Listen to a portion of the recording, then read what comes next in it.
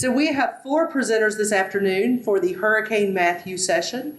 I am excited to tell you we have federal government, we have state government, and we have local government, and all the different resources, not all, but many of the different resources that were used during the Hurricane Matthew response. We're going to start with Brielle Davidson. She's an APSU graduate. She's a GIS specialist at FEMA, and she is a local hire for the FEMA Joint Force Office. Is that correct?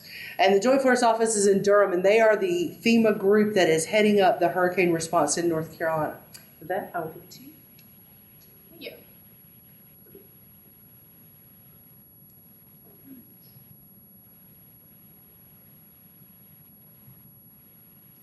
So as Hope mentioned, I work for FEMA in the Joint Field Office, and that is an office that is here in North Carolina specifically to give aid for the Hurricane Matthew disaster. And my topic today is about how we're trying to help share and publicize the information that comes from our disaster response and recovery initiatives. So it's a long title, but it's pretty simple. We are employing ArcGIS Online Story Map Journal. It's one of Esri's web map templates, and hosting a whole bunch of maps and services on there for the public to be able to see and to contextualize what's going on in this disaster. So I'm sure most everybody here is pretty familiar with Hurricane Matthew and the effects that it had on North Carolina. Obviously, it made landfall in the beginning of October, and with it, it brought about 6 to 18 inches of rain, which flooded eastern and central North Carolina counties.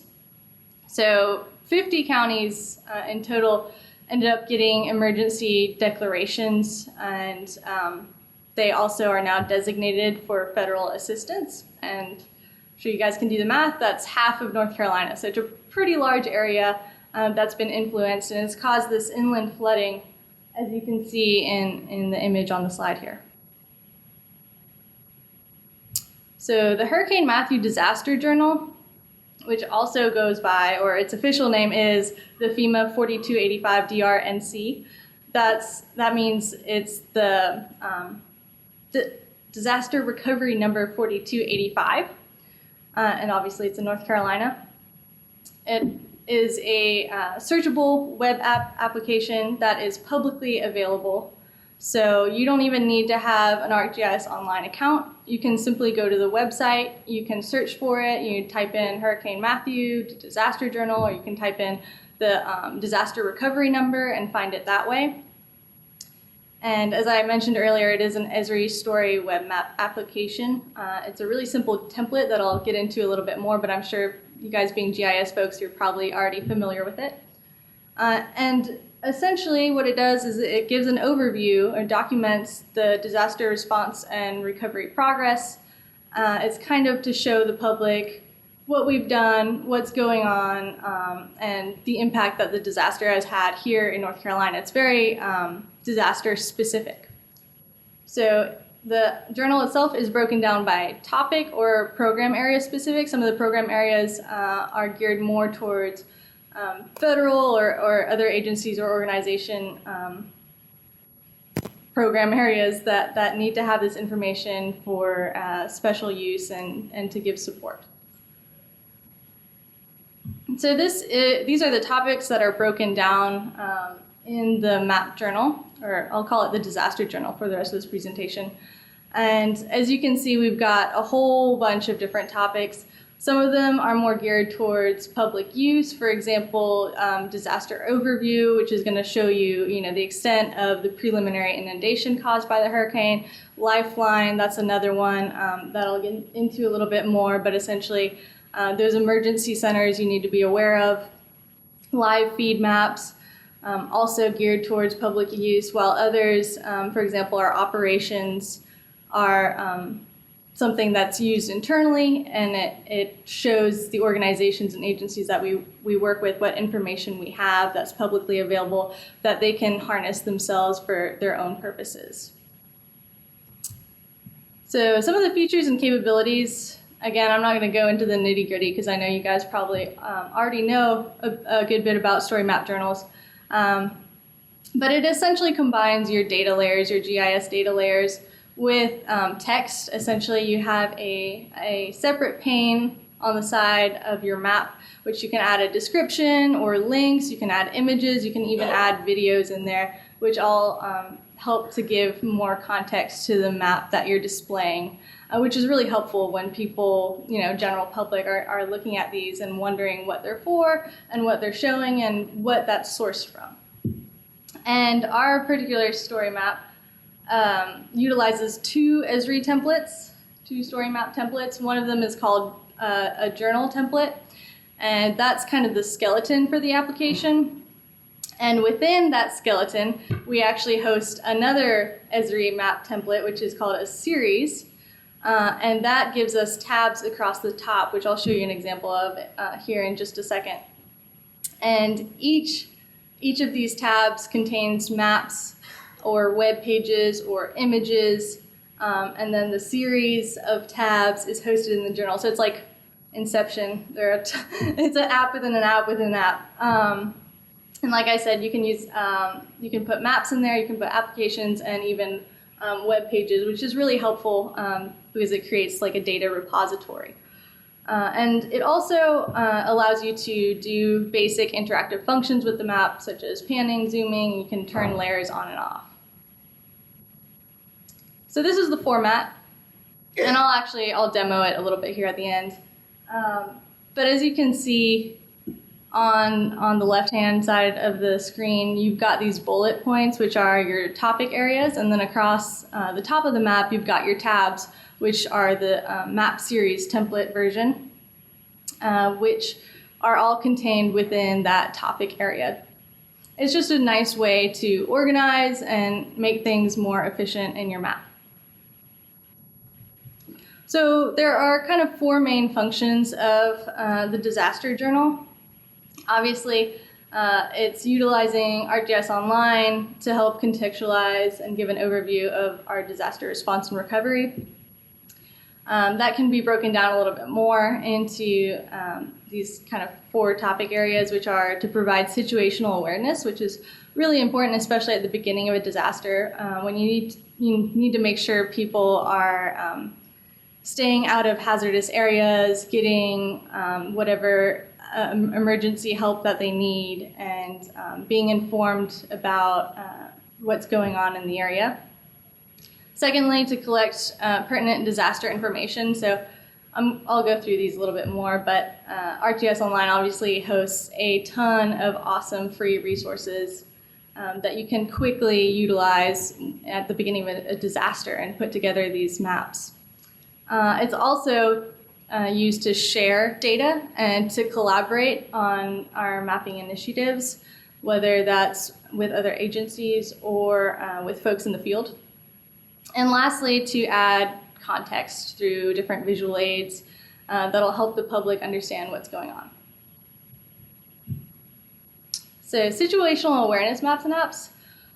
This is our first area.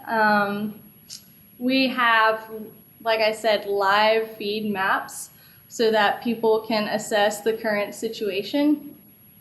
Two really big ones that are often used in disaster journals are and weather and warning maps.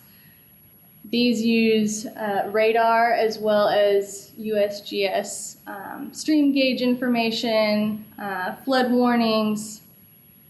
We also have road and bridge closures, all available to folks online. And then the Lifeline resources utilizes the National Shelter System, which is one of FEMA's specific applications used to show which shelters are currently open in a state, and those are actually updated every morning with the Red Cross database so that they're up to date every day. You can see where these shelters are located, along with healthcare facilities. That is actually an Esri layer, which shows hospitals and other emergency shelters that people can go to if they need help. Along with that, in our Lifeline Resources tab, we've got the NCDOT 511 webpage, which is really convenient to have there because you can go ahead and input your location information, and it'll give you specific traffic information as well as weather for that area. And I'll go through the links later. I don't know if I have time to go through every one, so that's why I'm kind of skipping through. So it's also, like I said, a data repository. It's great for data collection. ArcGIS Online has a ton of open source resources and from reputable organizations as well. FEMA has its own GeoPlatform account, and we've got a list of REST services that people can actually harness, including current emergency declarations, incident facilities, evacuation routes, power outages, a whole bunch of different disaster information that's nationwide, which makes it really convenient for other people that are trying to lend support to a disaster. Esri, of course, also has a whole slew of data resources, including demographic information, anything from housing to population and social vulnerability, elevation information, and of course, base maps. Flooding and damage data you can find through the NGA on ArcGIS Online, National Geospatial Intelligence Agency, and they've got road closures and damaged structures that you can find on there. And then post-flood imagery, which we've obtained from NOAA and CAP, which is an auxiliary organization to the Air Force. And they actually take post-flood photos, which are really, really nice in analyzing the actual damage impact of an area.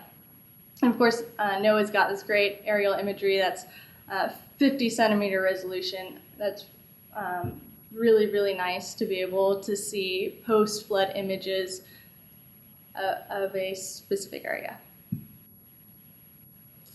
And those are all available in the map journal, and we've got links to them there as well.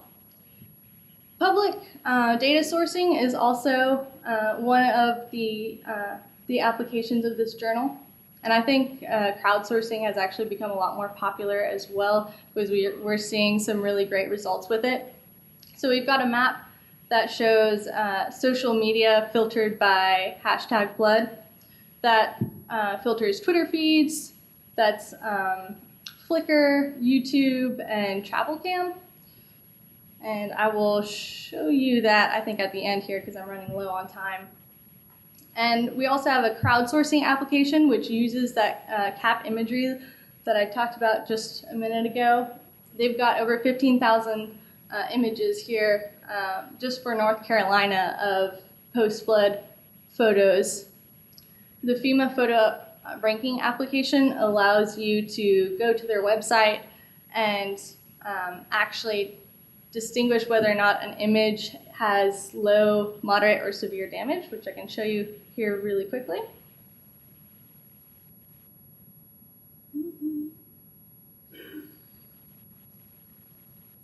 So this is the application created by FEMA. You can pick a disaster. Did I go past it? There it is. And it'll bring up an image.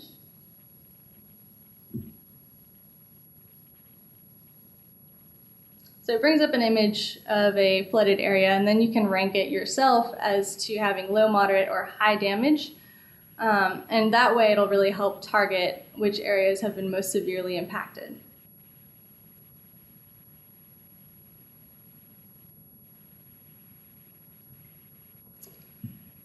One very important aspect of the journal, of course, is data sharing.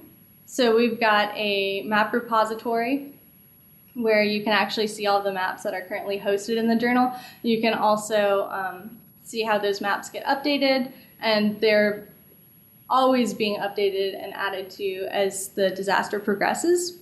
There's also information that you can get from the FEMA Flood Map Service Center. These are like national flood hazard layer information that you can download either in reports or in a KML file.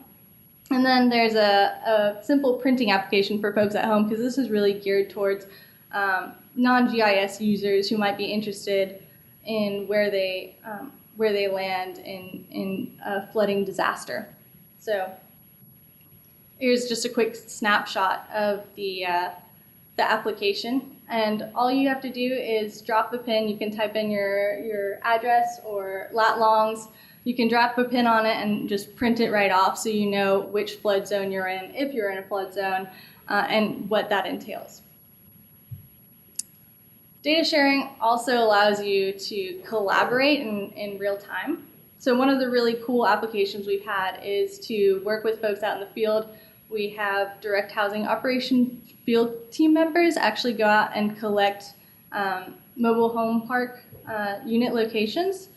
And that's to help transition people who are currently in hotels that have had damage to their houses, that need more permanent housing locations, to move into those areas. So we collected these points, and then our GIS unit has worked on digitizing the park lots over aerial imagery and determining whether or not those lots have a mobile home already there, or if they're vacant, and whether or not they are at a reasonable elevation for us to actually build something there for folks to move into.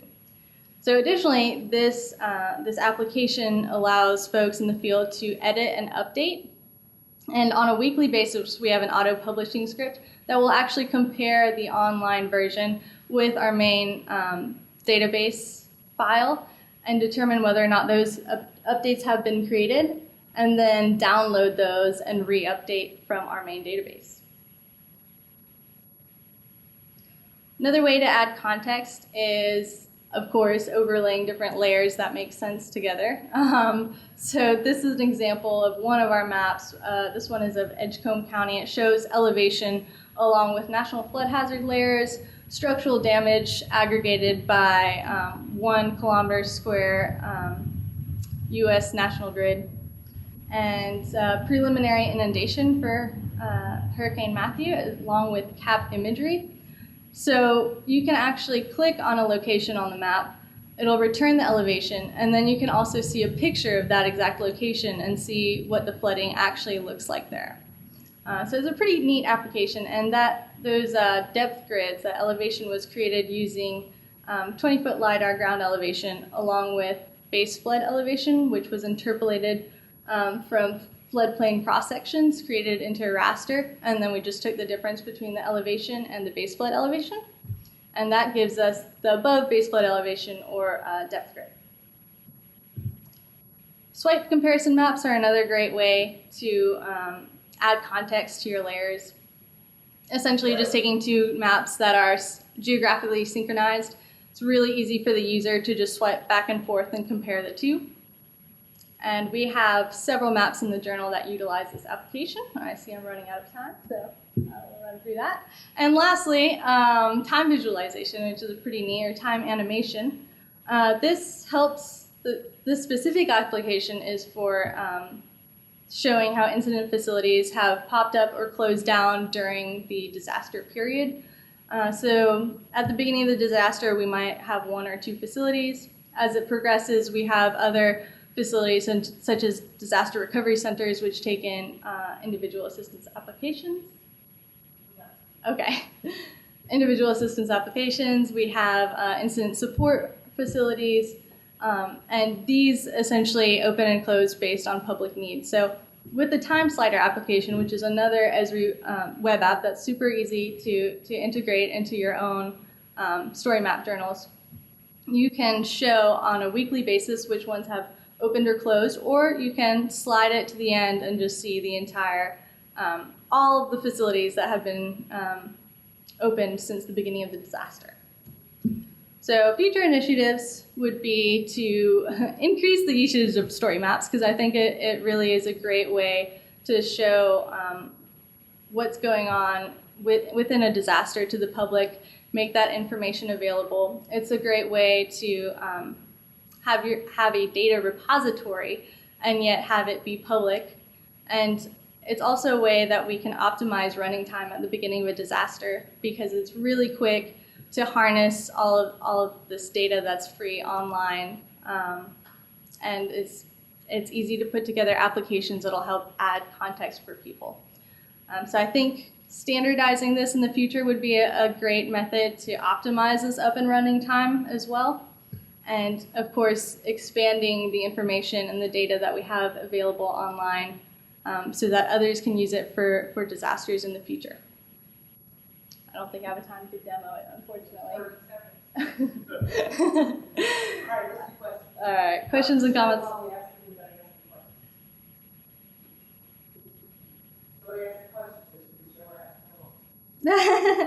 Okay.